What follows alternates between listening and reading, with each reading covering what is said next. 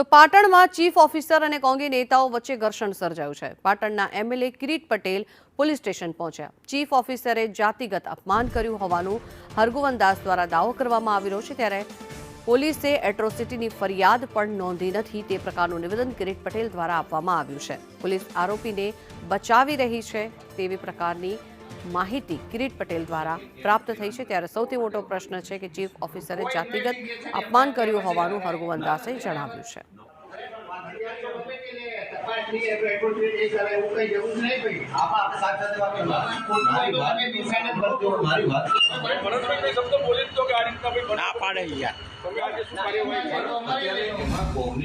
Phone आवेलो कि नगरपालिका chief officer द्वारा अमरा कार्यकर हरगोवन भाई अमरा कॉर्पोरेटर भरत भाई एमनी साथे उद्धत वर्तन करी अने एमने अपमानित करवामां आव्या हता।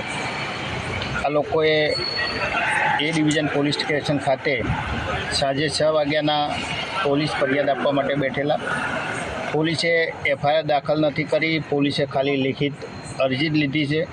जो एफआईआर नोंधवामां लेट थाय तो जे ते अधिकारी पण जवाबदार थाय छे, परंतु अमारी फरियाद नोंधवामां आवी नथी।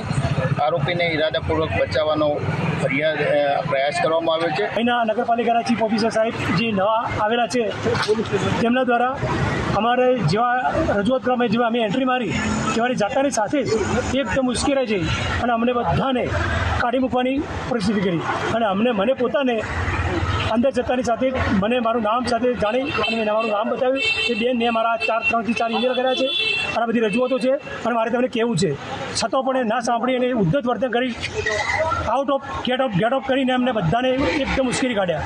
કે પોલીસને અમે વિનંતી કરી છે કે આ ટીંગાટોળી એટ્રોસિટી એક્ટમાં ચાલે નહીં।